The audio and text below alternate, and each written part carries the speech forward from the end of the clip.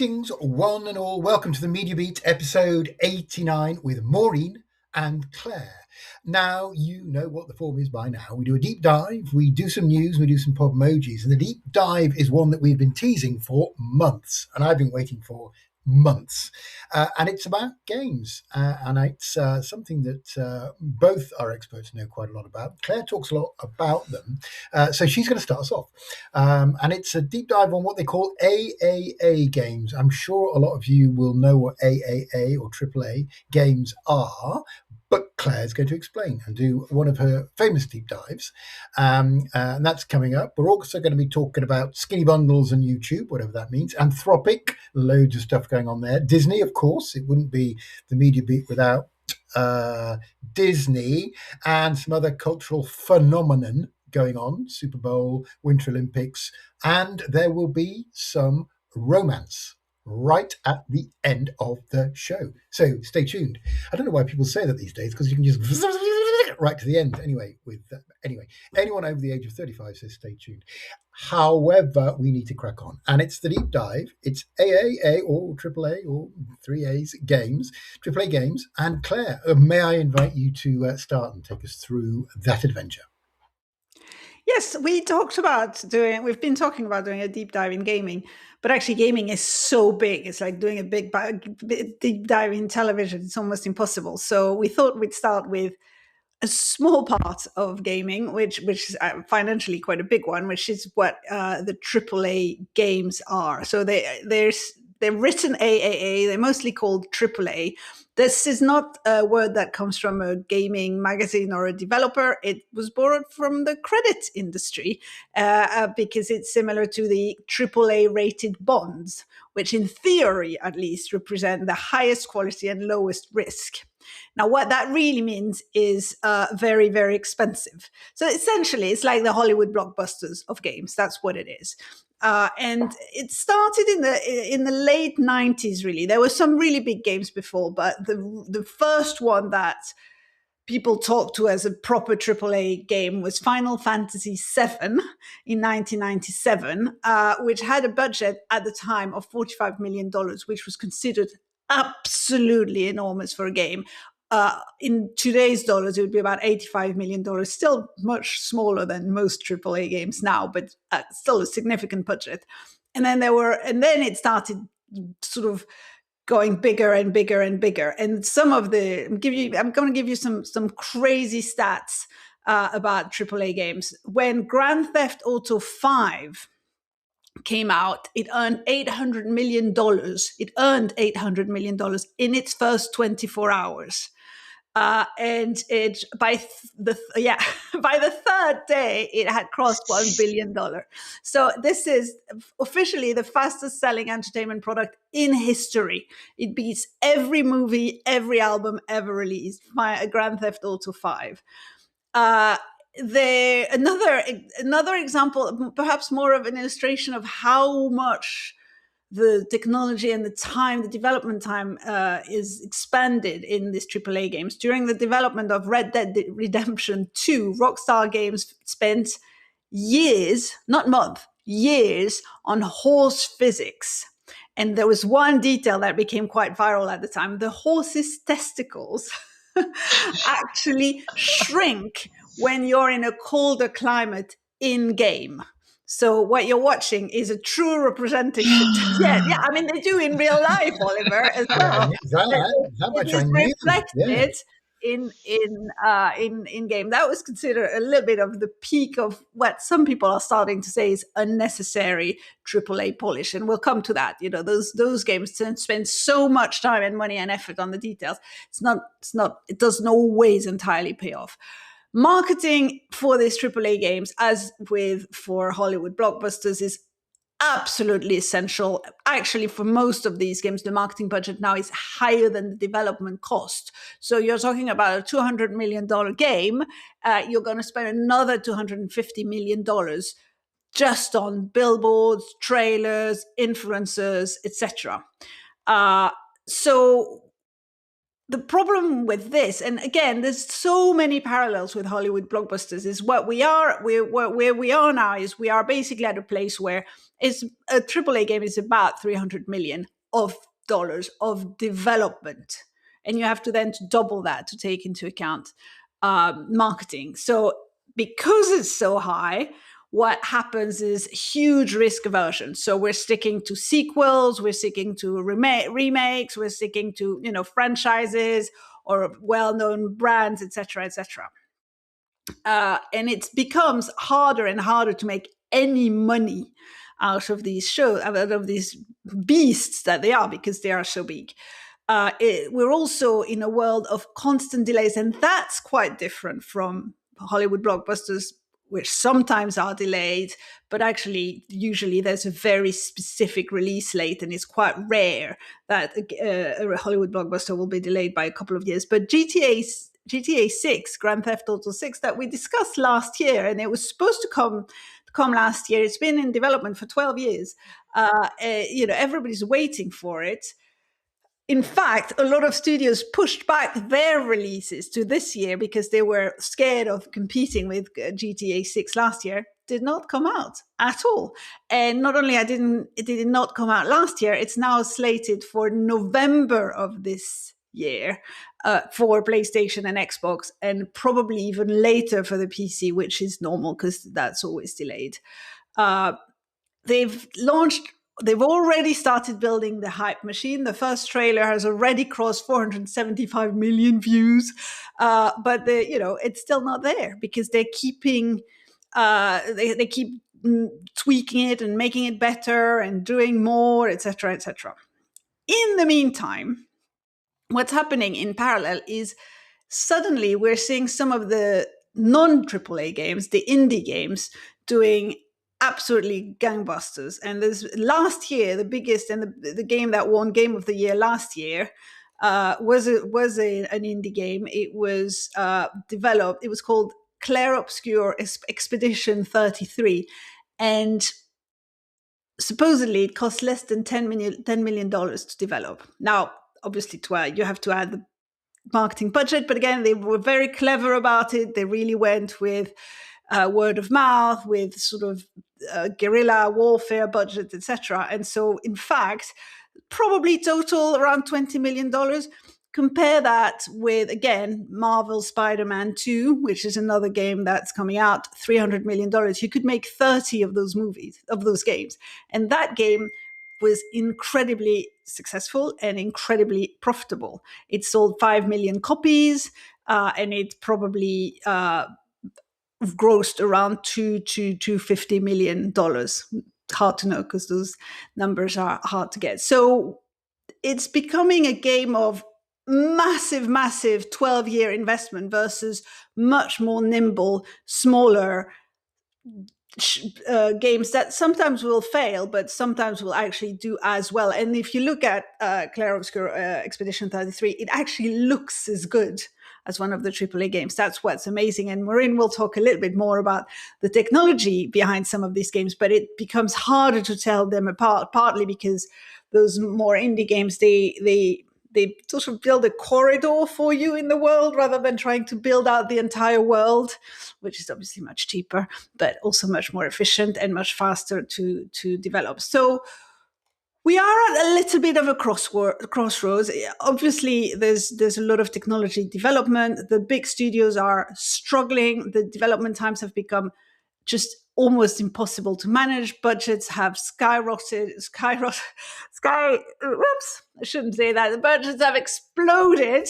And that's a sign that I'm running out of my deep dive time. And meanwhile, some plucky little indies are actually trying to catch up. So we are at an interesting moment for AAA games. And I am going to hand over to Maureen.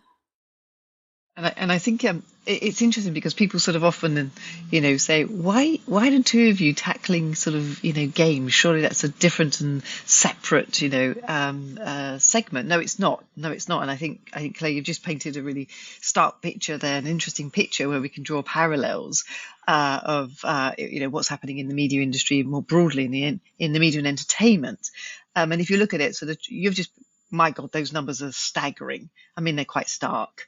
So you've got the AAA games industry is going through the same, I think, structural crisis that we've seen play out across entertainment. Costs spiraling upward, the hits getting bigger but fewer, and the middle gets hollowed out. So I just wanted to sort of factor that in as well in terms of how we think about the gaming industry. And it's all about attention economy. So we're all chasing the same eyeballs, we're all chasing the same sort of demographics, that we really want to sort of spend time on the game rather than a film or a TV show. But I just found it staggering as well that it's been pretty brutal, what's happened, the consolidation underneath it. I mean, we spoke about, I think it was probably back end of last year, Ubisoft has gone through major restructuring in 2025, and a far narrower, I think, or narrowing of its project slate and closing studios.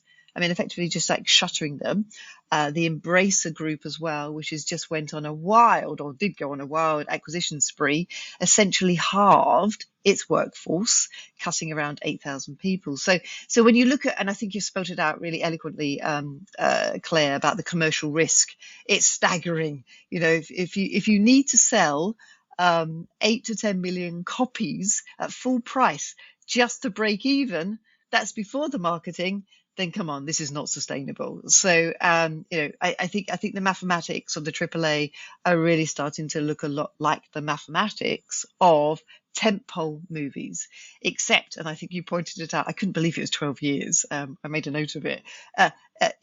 Game development cycles are much longer than the film development cycles. But I think what's really interesting though is the media economics perspective is the response, isn't it? It's just like streaming. We're seeing the industry pivot from growth at all costs to now growth to profitability. And I think the live service models, we're seeing season passes, we're seeing microtransactions, subscription economics of gaming, and so on and so forth. But what I found interesting, before I just sort of touch on what the wild card here, that I think it is, that the GDC survey found that 41% of developers really aren't interested anymore in the live service. And that's where I think all the development money is being spent. So you just think there's a mismatch there. But anyway, I think the wild card here, and you would like me to talk about the technology piece, but the wild card here is, I think, AI. It's got to be. So we know the studios, and that was great because I just saw Oliver pay attention now. He's like sitting upright. Now the studios, we're talking. now we're talking. The studios are already using it, okay, for testing and for asset creation. We know that. So they're cutting, apparently, the manual keyframing time by 30 to 40%. Apparently, that's out there in some cases. So that's pretty big. It's time saving here. But the developer community still remains skeptical. So more than half say that Gen AI is actually harming the industry. And you know what? This is supporting all efforts for unionization, which has hit about 65%. So it's really staggering when you think about the irony here. So we've already spoken about the stark numbers. We've now got a technology that effectively could help speed up things and reduce costs. But the technology that might help AAA in terms of its sustainability as a category is the one that the workforce itself most fears. So it's pretty staggering. But anyway, I think the real story here going forward is whether, Claire, and I'd love to get your opinion on this, is it now the middle tier? So that as it was, as we saw, and as you sort of pointed out, one of the more interesting game is probably less expensive, but gaining more prominence. But as with in media and entertainment, you've got the double A games or the underdog. So 2025 apparently is meant to be the year in gaming terminology of the dominance of the underdog. And that could well stage a comeback. So you've got maybe strong technical education, excellent, let's say, skilled individuals over in Eastern Europe that are really sort of surfacing these games. You've got lower costs in Asia as well. You've got better tools. So I think some of this is basically going to be fueling, perhaps. I mean, what we're seeing in the last maybe couple of years, we haven't seen many of the 500 million or the billion blockbusters that you referred to at the top of the session here. But 2025 really does feel, and 2026 possibly, with, and if it's allowed, better tools, better technology, interesting approach to new gaming. Could well help. I mean, I only saw 2 games last year, and I haven't played them. I'm not a gamer, but it was Helldivers, which I think is a Sony game, and Remnant 2 as well. Clearly better priced, clearly not as expensive, and they really are sort of ruling the roost, or certainly out there that are a bit more sustainable. So I don't know. It's interesting that the parallels are very strong between what we've been seeing in media entertainment and the gaming community. Yes, there's actually a new word now, which is the triple I for independent. The group of the independent studios have come together and sort of launched this idea of triple I, which is really they call it the Goldilocks zone. Sorry, Goldilocks zone. I'm having problems with my O's today. Call it the Goldilocks zone, where it's not big. It's not the big AAA machines, but it's big enough to be interesting. It's not too small.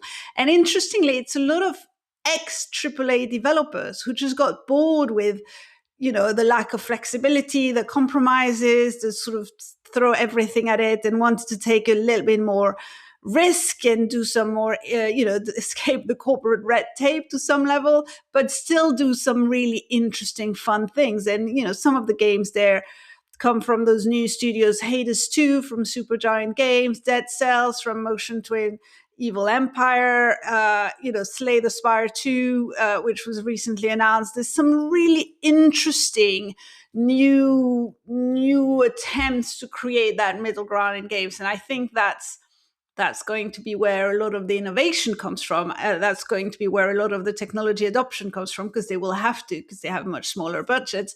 But, I think there's a strong parallel there with what happened.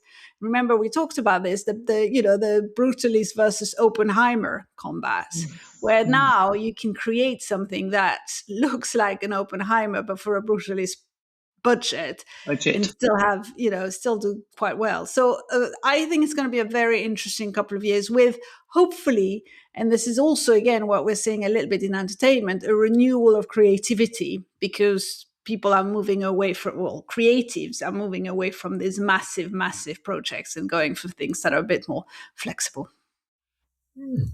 Fabulous stuff. Golly, you covered a lot of ground there. Triple A to Triple I, every letter in between. I don't know about you, but when I'm choosing a video game, I always look for excitement, good value, and accurate thermodynamic rendering of horses' testicles. Those are the 3. Same with me. That's the first thing I look at. Yeah, absolutely. Glad we agree. Yeah, absolutely. There's the big 3. They're my red lines. So that was absolutely fascinating. Great stuff. Thank you. We covered everything: business, creative, AI, the lot. That was a deep dive on AAA gaming. I think we'll have more to say about that in months to come. But for now, that's the end of the deep dive. And we jump like startled jackrabbits into In the News. Okay, and skinny bundles are not what horses have in low temperature. Skinny bundles means something else. It was my nickname at school. So, Claire, you're going to explain, honestly, you did made a terrible error mentioning testicles to a schoolboy. This is a triple X rated. This has become a triple X rated now. The innuendos are just way above my head. I told you about horses' testicles. Yeah, I'm still in the lower fourths at Bradford Grammar School, teetering away at something that's slightly rude. It's pathetic. Well, I'm not going to grow up now. So, yes, YouTube TV launches skinny bundles. That's the story. Claire has it. Yes, I read this headline and I was really confused. I was like, YouTube bundles? What are we talking about? And so I feel slightly ashamed, and our US uh, listeners are going to be, and viewers are going to think we're a bit naive here. But I hadn't realized in the US, YouTube was a cable provider, a virtual cable provider, and provided over the top, as we say, meaning via internet rather than cable, channels to homes. So you can subscribe to YouTube TV in the same way that you'd subscribe to Sky in the UK and get all your normal channels through the internet. Now, this was launched in 2017, so 9 years ago. It's not a new thing, although they haven't really talked about it very much, and it's US only. But it is now as big as Comcast and Charter, which are the two major cable providers in the US, who are, by the way, losing about 10 to 12% of their subscribers every year. Meanwhile, YouTube TV is now at 10 million subscribers in early 2026. And they started with a sort of a small bundle of channels for about $50 a month, but because they've actually started at $35 a month, so it was very good. And then in 2023, 2 years ago, they acquired the NFL Sunday Ticket, which I'm told is a very big deal, because that's how you watch NFL games in the US on TV. Again, we're talking about TV. This has actually got nothing to do with YouTube except the name. They bought the NFL Sunday Ticket for $2 billion. So then they sold that to their audience. They had to raise their prices, a typical situation. So currently, the base price for the YouTube TV subscription has gone up to $83 or $82.99 a month, which is crazy, and is back to the crazy numbers that the cable bills were in the US, and there was bill fatigue.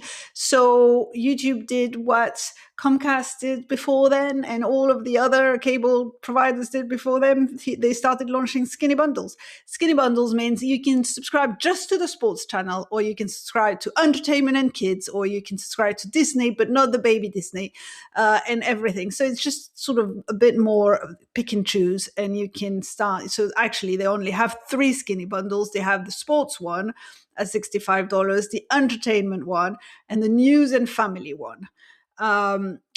So if you don't want to pay the $83, you can choose to either have entertainment or sports or news and family. Apparently, if you don't have a family, you don't care about the news. I don't know. These bundles are not super logical to me. I'm assuming the big one for everybody is sports. So again, this is a TV proposition, but I found it fascinating that YouTube TV had 10 million subscribers in the US. It's also finally reached profitability. It's a profitable business. It wasn't always, but it is at the moment. And it's launched skinny bundles, which is clearly the way to go once your base price is over $80 a month. But Maureen, did you know about YouTube TV?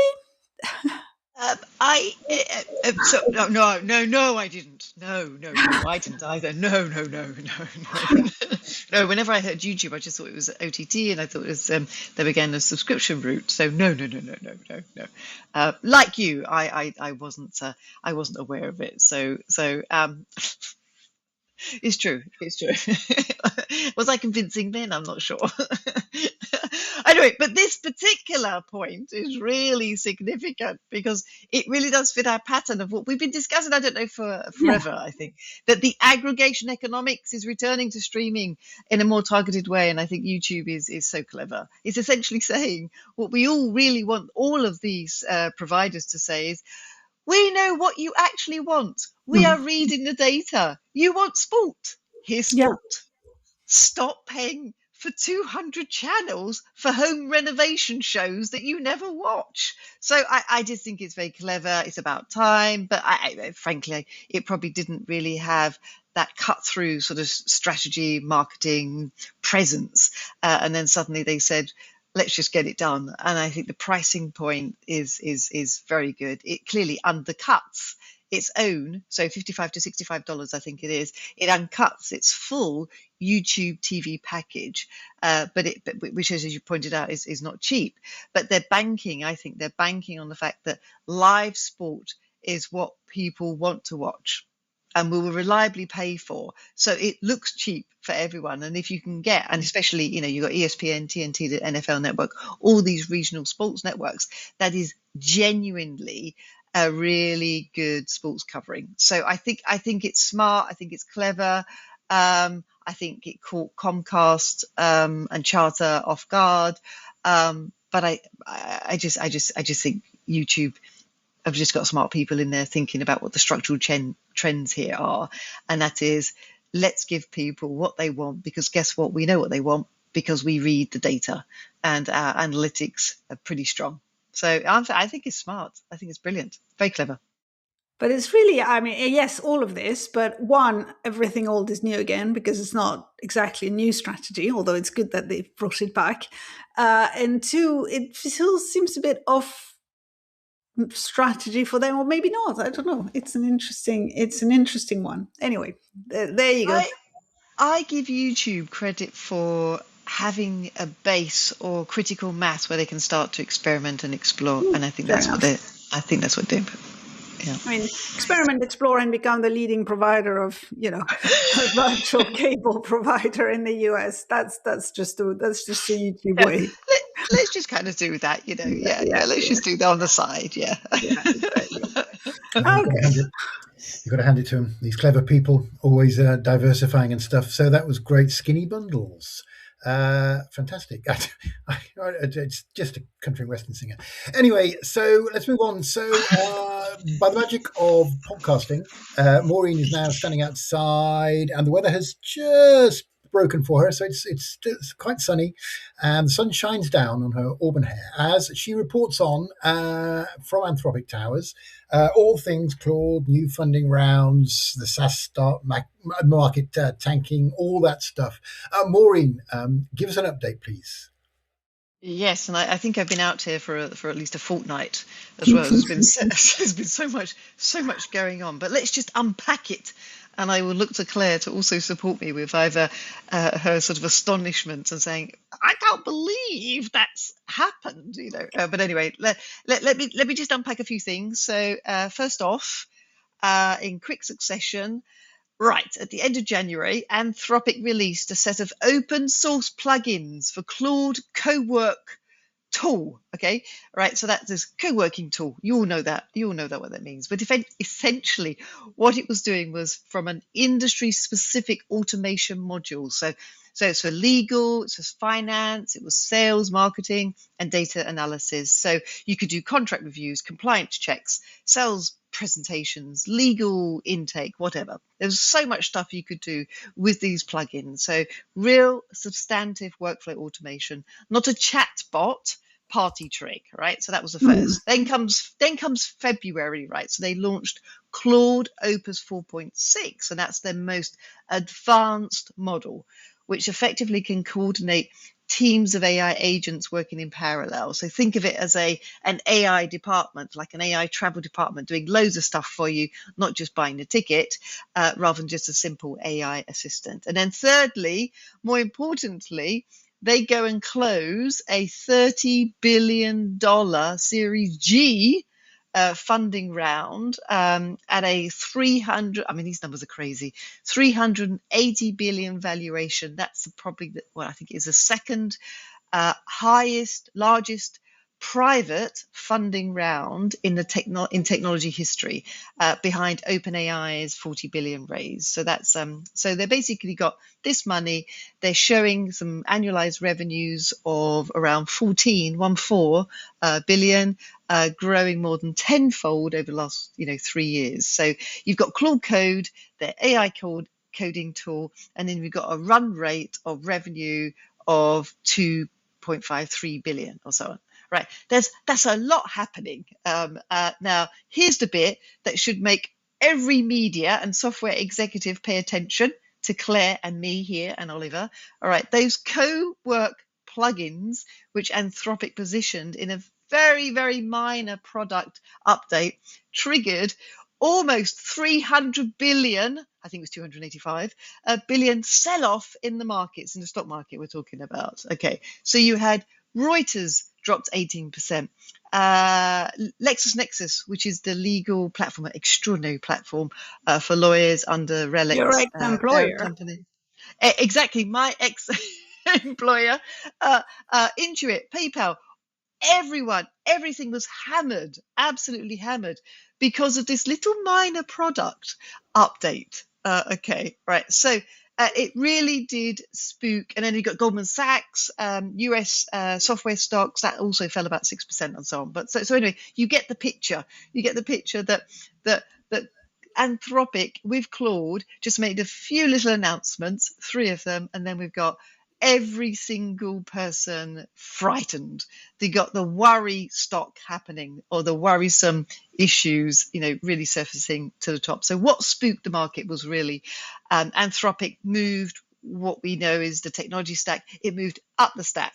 So before, it was just giving us API access. So you just like these plugins and really letting other older companies do everything that they do. So within your own sort of ecosystem, like the Googles and Microsofts, and albeit many others.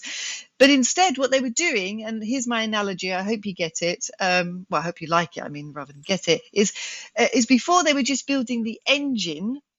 And then now they're building the entire car. So that's what this means. That's what this means. So they've threatened the entire SaaS model, SaaS pricing model. And what I mean by SaaS is, software as a service. Now, what software as a service usually does is you pay per seat, or you pay per user fees.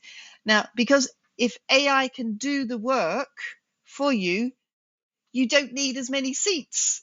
So that's the reason where everyone's going, oh my God, we don't talk about seats anymore. I can't charge people, per seat and so on. So this is the crux, in my view, or in, I think, more eloquently sort of sensible folks out there. This is the crux of the matter. This is the issue. So the stock market crashing almost, well, not crashing, but really suffering. Some of the analysts are now saying that was the reason why that had happened. People were really worried about this. Now there are analysts out there that basically believe this is overblown. You had Wedbush basically saying Armageddon scenario, far from reality. Gartner, an authority on all things technology, saying, I don't know that, predictions of death of SaaS are a little bit premature. You had Jensen, CEO founder of NVIDIA, saying, I think these fears are illogical. But the Gartner note, I thought, was really pretty interesting and something quite telling. What effectively they were saying is these tools expose how much day-to-day knowledge work remains manual. So how much of all this stuff remains manual? That's the real story. So the disruption isn't coming from everything at once. It's basically saying it's coming from manual, repetitive tasks that SaaS companies have been able to get away with charging premium prices to handle. That is the issue here. And I think that's the problem we're facing. So for our world, media, content, professional services and the like, I think the implications here are quite significant and maybe enormous. And we should also note, just to sort of throw in a little cheeky thing that Claude Anthropic did, is they took all this and they said, oh, let's have more fun. Let's note that at the Super Bowl, connection here was really Anthropic then said, I don't need to worry about small little revenue lines like advertising. I don't need to worry about that. And they ran 2 ads during the Super Bowl as part of a campaign that said a time and a place, promising that Claude would stay ad-free, in direct contrast to, of course, at that same time when OpenAI put up their service line that they said that they will now probably incorporate ads, well, they will incorporate ads in ChatGPT. So it's a really interesting strategic positioning play here. So cheekily, they rounded off all of that noise, all of that news, all of that shock to the system with a cheeky 2-parter campaign on Super Bowl, which of course they paid a hell of a lot of money for, as Claire will talk about later on in the show. But staggering. all of that across a 2-3 week period. And I rest my case, Your Honour, that this is some big news, but crazy stuff going on. And have nothing to add except that Rinank Sharma, who was the head of the Safeguard research team at Anthropic, resigned this month, issuing a warning that the world is in peril, and decided to study poetry. So, it's been an interesting month at Anthropic, but otherwise, I think that was a masterful description of everything that's gone on. So thank you for that.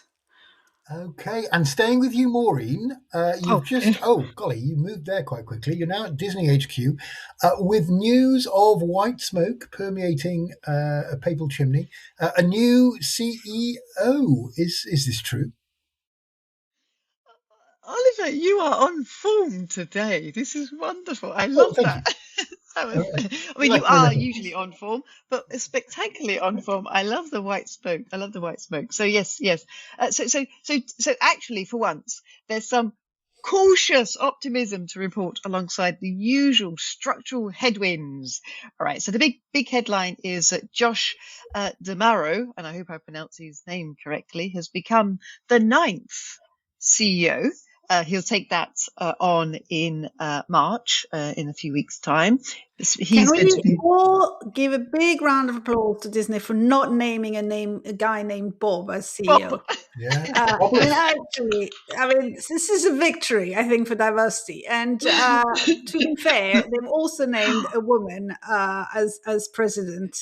They have. President and Chief Creative Officer, Dana Walden. So, oh my God, what is going on? Where are the Bobs? Where are the Bobs? So it's interesting, actually. Yeah, it is interesting. But I was hoping that Dana would get there, but the reason we think that Josh was chosen was because he currently runs the Disney Experiences, and that's the Parks, Resorts, Cruise Line division, which apparently recorded, not apparently, it was released something like 10 billion in quarterly revenue. So that's a record revenue target that he's hit. He's also overseeing some $60 billion of investment in the park's expansion over the next 10 years. So anyway, this is Bob Iger's second attempt at succession. And as Claire has pointed out, he picked Bob Chapek last time, which didn't go too well for him. And of course, Iger had to come back in and take on and run the ship again. Now, the board hopes that because they went for an internal person and went for Josh, who clearly is running the biggest part of Disney and the most, well, I think it contributes about 60% to operating profits as well. So quite a significant part of the business. They're hoping that they do not have the same issue that they had a couple of years back. So anyway, the results are pretty good generally. I think the fiscal 2026 results were 5% year on year, which was beating Wall Street expectations. Entertainment division, not doing as well, but we know that's because they've got some tailwinds there. You've got the cord cutting, you've got high costs, but that's all Dana's area, as kind of, I think, been partially offset by strong theatrical slate and streaming improvements, which is good. So there's some bright spots here. They're genuine enough. Now, we've had good films that have come out and done well, like Zootopia 2, Avatar, and there's been some excellent sort of, top sort of 10 most, I think, sort of watch shows in 2025 were on Disney Plus and Hulu. And overall, I think growth is like sort of going in the right direction. I do think, though, that the stock market is still concerned. They're not convinced that, will Josh do a good job and will Bob be brought back? So the stock price did fall 7% in the week when the results came out, even though the results were not bad. So the strategic question clearly is going to be, what will Josh do? Is he going to double down quite hard on parks and experiences? Is he going to do any acquisition or disposals? Epic Games is rumored to be on the table for maybe interesting reasons that we were talking about earlier. clearly the streaming side has got to profitability. So maybe Dana will have a true remit. And of course, Dana is reporting into Josh. So, I mean, all in all, good set of results. But I still think that people are not sure, has Bob handed the reins over to the right person? And we'll have to see and make sure that we're not going to see another Bob Chapek sort of scenario. But Claire, over to you. Yeah, I mean, everything you said. I think it was, the results, the earnings were cautiously good. There was some really 2025 was a good year for the studio. They did really well with Zootopia 2, which is called Zoopolis here, and Avatar, or whichever number of Avatar that was, that did really well. And they are starting to. I think they're doing everything right. They're lining it up. They are struggling with coming up with a really compelling narrative, I think, and perhaps gaming will be that, but that's also very expensive, and I think that will concern the investors as well, because we've just explained why. Exactly. So yeah, exactly. and let's see what the new you said co-CEOs, Maureen, when we did our predictions, and it's not co-CEOs, but it is a two-people team. It is two people at very much in the lead. So I think you're right. You were absolutely right to think that they were going to try to spread the bets a little bit. And don't forget, it hasn't happened yet. So yes. we've still got 10 months to go. Yeah, we've still got a chance of someone called Bob coming along, and then we can have the headline Bob bobbing we along. We still have time to find a Bob. Yeah, exactly. Yeah. So, or Dana could get a middle name or something, confirmed or something, and just say Saint Bob. Yes, yes. It does sound like a duo for it. So but I think you're at least partially right. So we'll count that as a win. Okay, thank you so much. That's the end of In the News. Which can mean but one thing, and that one thing is Podmojis.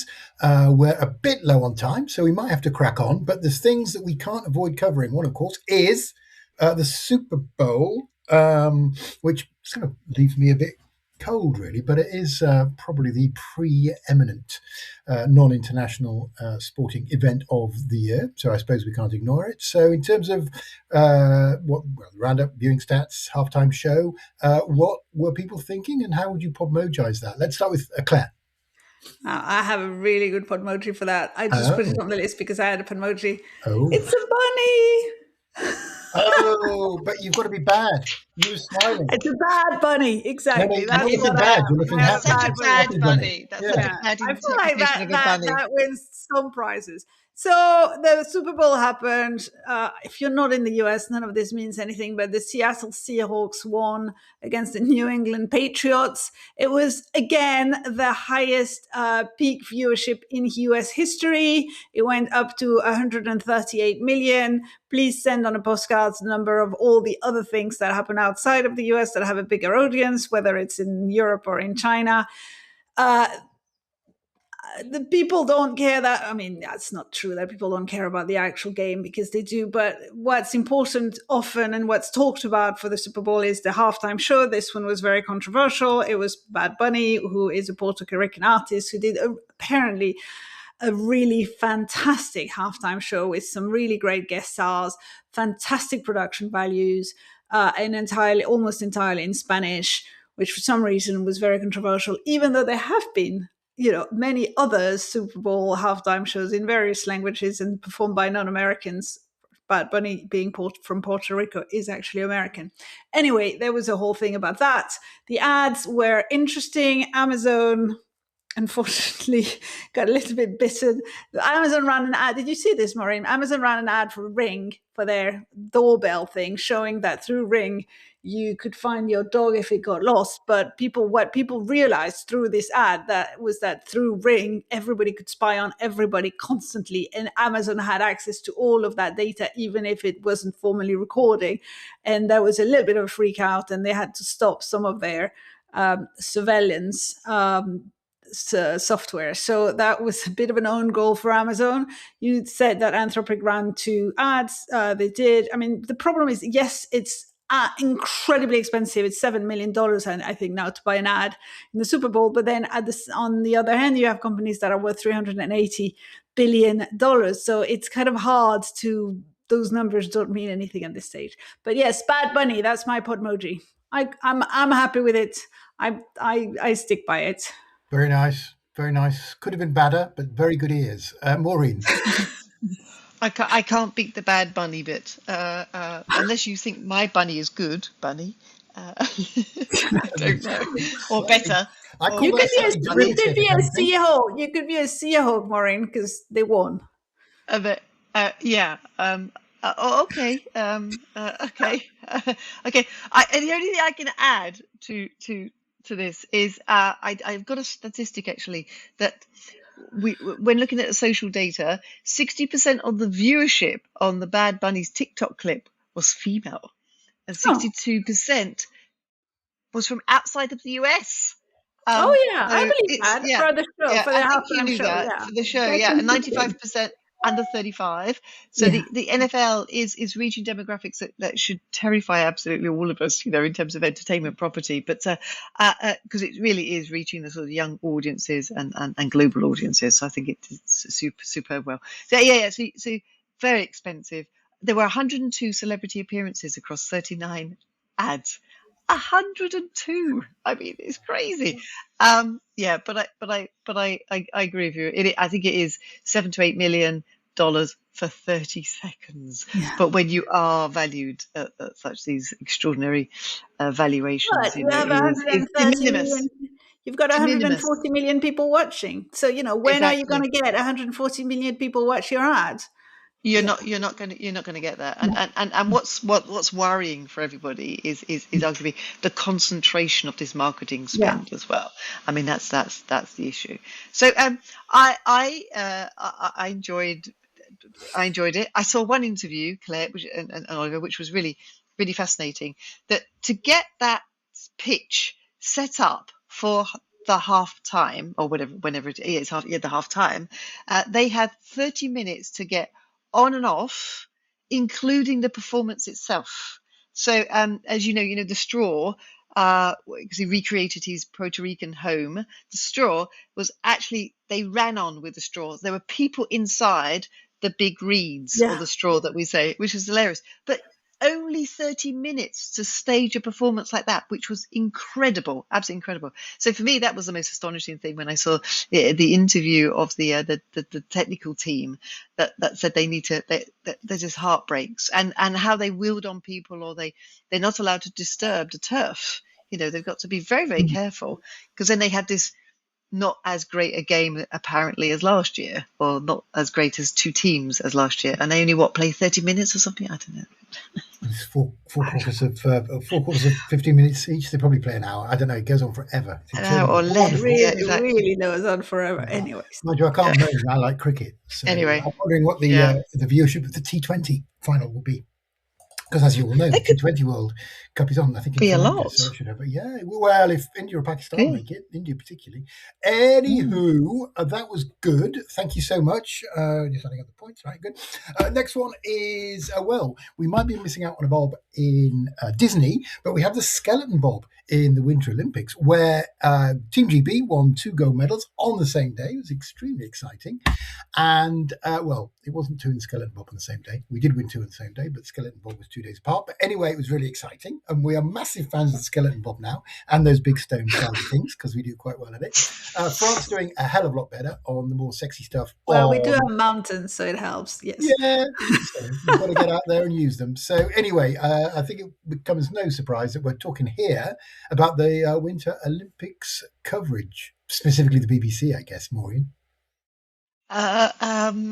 Yes, and you just proved the point. So, which is how exciting this particular Winter Olympic is, Oliver. But this is a broadcast. This is a broadcast story and a technology story. So, because Milan Cortina is now probably going to be the story that Premier League will look to, every other live sport will look to from 2026 onwards. It's been amazing, and it's attracted people who are just simply casual viewers, not necessarily interested in the winter sports. So I'm just going to throw out some numbers. It's 20. So in fact, it's ABC, it's NBC that's doing most of the sort of heavy lifting and really attracting a lot of folks as well. But of course, there are other broadcasters that will be covering the Olympics. So 26.5 million viewers, most watched Winter Games since Sochi, nearly double Beijing. Peacock has already streamed 5.3 billion minutes, more than the entirety of either of the last two Winter Games. I'm just throwing out some US stats here. These are the ones I've sort of grabbed hold of because it's good comparators. Of course, as we know, the Super Bowl led in 42 million for the post-game Olympics coverage. This is, I think, a real good comeback. But I only want to talk about this because of the production technology. So, and this is where it gets really, really fascinating. There are over 810 cameras deployed in Italy at the moment. The same number for this venue in 1956 were under 10. So the big story that's really surfacing here is this is now Cine Live. And what that means is cinema quality, I'm going to be technical, super 35mm cameras are now being integrated in the live broadcast workflows, which gives you this fantastic, almost filmic cinema experience in real time. That is the fascinating bit at the moment. And they are being delivered, the streams are being delivered almost at 145 kilometers per hour. So it's absolutely amazing. And Alibaba Cloud in particular is the power engine in real time, which is showing us the 360 degrees of footage. And what the AI can do is distinguish the skier or the snowboarder or whomever from the snow itself, which technically is bloody difficult. So all of the clips that we're now seeing after the event, or the repeats as we know it in the old days, is coming from this software and coming from AI. But the cameras themselves are absolutely spectacular. So this for me is the new R&D for sports broadcasting, and I think everything that's debuted here will now be what's being used. Here comes the cat. Here comes the cat. Right across your microphone. There we go. Because the cat, what's going to be used going forward? That is a big cat. Did you see? And to that point, what the best meme I saw for curling, as everyone has their own view on curling as a sport, was a series of tomcats, black and white cats, sitting on the curling granite as it moves up and down. That's I don't know what they call it. The ice rink. Yeah, All right. What's your Podmoji, Maureen? Yeah, I've got mine right there. Oh, for Olympics. Ooh, that's very nice. Yes, very nice. 20 points. And there's a lot of wind. There's a lot of wind coming on your mic. You might want to move the cat off. Oh, cat off the microphone. I don't know. Okay, 2 minutes, Mike. Okay. She's going to come back. Sorry about the cats. I'm going to add a couple of things. This is just a ploy for getting people to watch us on YouTube, of which obviously the cat. There were also 25 drones, Maureen, constantly used, including some that would follow. He's going to jump back on the table because follow athletes down the slopes in bobsleigh and skiing. And there were 1,800 microphones, because it's not over, obviously, 1,800 microphones capturing everything from, the noise of the ski on the ice to coach to athlete, radio communication, everything. So it really felt like you were actually it was most certainly a better experience watching it on TV than if you'd been there. Yes, it was very cool. This is my I'm skiing. Oh, you're skiing. Downhill. Yeah, because that's what we do. Figure skating. It's a triple axel. That's my Podmoji. Oh, right. We won anyway, it was very impressive and I loved it. We should move on. Last but emoji. I'm just saying this because the cat's going to jump on the table again. Oh, okay. Now, I had to look up what the axles and the other things were. It's quite interesting. One's off the back foot, one's off the front foot. It's incredibly difficult. Right, let's move on. Finally, we hear that romance writers are embracing AI. Finally. I can imagine what that's all about. There are probably only several plot lines you can have in a romance. I don't know. See, that's just such a male view of Is it? romance. It's Yeah. a boy meets Well, a there girl, are at girl least meets a 12. boy, At least 12. two boys meet a girl meets a girl. No, I can't only think of 4 or 5. Enemies to lovers. Oh yeah.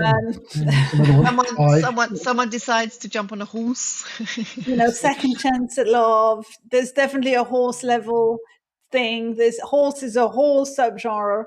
Anyway, yes. The interesting thing is so there was an article in the New York Times. You should all look it up. It's called "The New Fabio is Claude."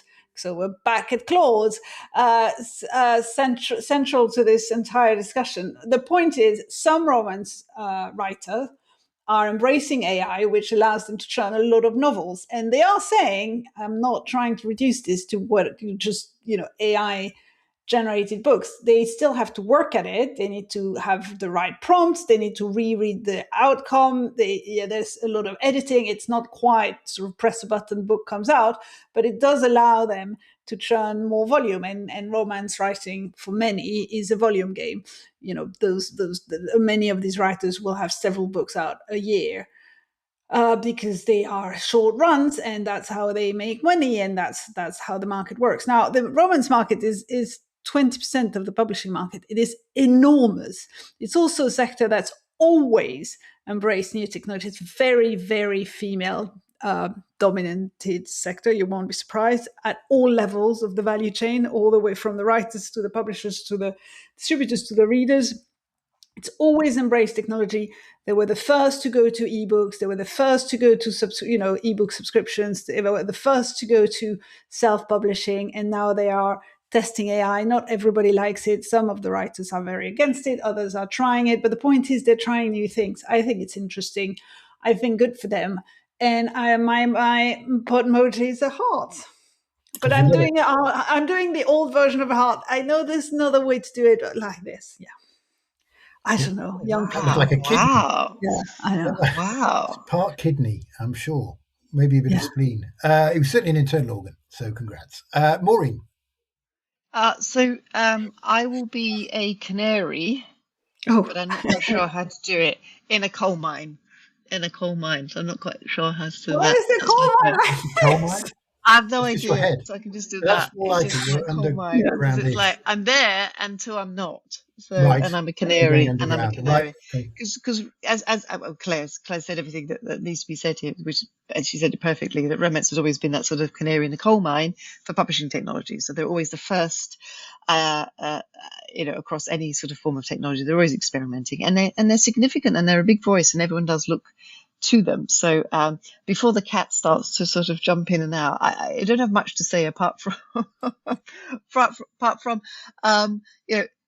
there's some economics here which I thought were really fascinating. So this particular story did talk about one person, 200 novels, 21 pen names, 6 figures in revenue. And that's not a writing career. That's a content factory. These particular writers now, and one in particular that was cited in the article, she's actually training people to how to use AI to write like a content factory. So I think it's amazing. I think what's going to be interesting, which still is an issue, deeper issue for publishing, is discoverability. So they're going to have to still cut through the noise, and that's going to be the biggest question. That's the strategic big question for everyone. So canary in the coal mine, fascinating stuff. I love the fact that it's being, I wasn't surprised actually romantic fiction embraces AI. I think it's good on them. Okay, so you had 2 animals, 50 points an animal. You had the canary and the other animal. We had the bunny and the cat on that side, 50 points an animal. It's a draw, 100 points each on the old scoring system of £50 an animal. Congratulations, both of you. That was absolutely wonderful, very entertaining. We have to, oh my goodness, we've overrun. We've got to go. All that it remains for me to say is, goodbye, Maureen. Goodbye. But I think we should do a special goodbye for the cat as well. Goodbye to, what's the name of the cat? Is it a French name? Sebastian. Sebastian. Oh, Sebastian. Sebastian! Au revoir, Sebastian. Le I chat. love that name. And goodbye from you, Claire. Goodbye. Goodbye from the four of us with our combined 10 legs. See you on the next one. Bye for now. Bye-bye.